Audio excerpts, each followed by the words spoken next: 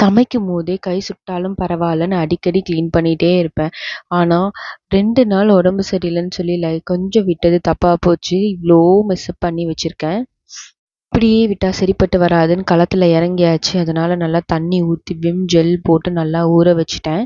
அப்புறம் என்ன, நல்லா என்கிட்ட இருக்க எல்லா இதையும் யூஸ் பண்ணி எல்லாத்தையும் மாத்தி மாத்தி தேய்ச்சு வாஷ் பண்ண ஸ்டார்ட் பண்ணியாச்சு. இத கொஞ்சம் ஊற வைக்கிறதுக்கு விட்டுட்டேன்.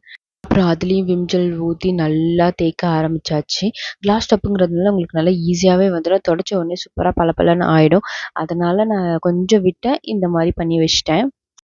க்ளீன் பண்ணதுமே பளபளன்னு இருக்கிறதுனால அது மேலே அழுக்காகக்கூடாதுன்னு சொல்லி உடனே தொடச்சிக்கிட்டே இருப்போம். ஆனால் அவசரமாக குக் பண்ணிட்டு இருக்கப்ப சம்டைம்ஸ் அதை நம்மளால் ஃபுல்லாக க்ளீன் பண்ண முடியாது. ஸோ கொஞ்சம் ஆனதும் சரி இன்னும் கொஞ்சம் அழுக்காகட்டும் ஃபுல்லாக வச்சு க்ளீன் பண்ணிக்கலான்னு விடுவோம். ஆனால் இந்த மாதிரி ஆகிடும். அதனால் அப்பப்போ க்ளீன் பண்ணுறது தான் ரொம்ப பெட்டர். ஒர்க் ஃப்ரம் ஹோம் பண்ணிட்டு இருக்கிறதுனால முடிஞ்ச அளவுக்கு நான் அப்பப்போ க்ளீன் பண்ண தான் பார்ப்பேன். ஆனால் இந்த மாதிரி விட மாட்டேன். இந்த வாட்டி கொஞ்சம் உடம்பு முடியாததுனால விட்டாச்சு. இந்த அளவுக்கு ஆகிடுச்சு.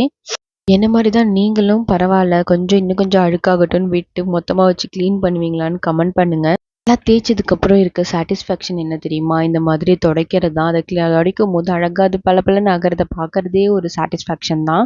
அப்புறம் கேஸ் ஸ்டவ் யூஸ் பண்ணுறதுக்கே ரொம்ப ஆசையாக இருக்கும். நம்ம கேஸ் ஸ்டவ்வா இது இவ்வளோ பளபளன்னு இருக்குது அப்படின்ட்டு. கேஸ் ஸ்டவ் வாங்கணும்னு சொல்லி பிளான் பண்ணியிருக்கீங்க அப்படின்னா பயப்படவே தேவையில்லை. இதை எந்த ஸ்க்ரப்பர் வேணாலும் வச்சு யூஸ் பண்ணிக்கலாம்.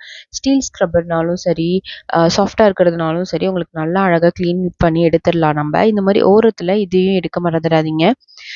என்னதான் ஸ்க்ரப்பர் வச்சு இது பண்ணாலுமே இங்கே இருக்கிற அழுக்கெல்லாம் போகவே போகாது. அதனால இந்த மாதிரி ஷார்ப்பான எட்ஜ் இருக்க எதனா ஒரு இதை வச்சு நீங்கள் எடுத்து விட்டிங்கன்னா அந்த அழுக்கு எல்லாமே வந்துடும். மெயின்டைன் பண்ணுறதுல தான் எல்லாமே இருக்குது.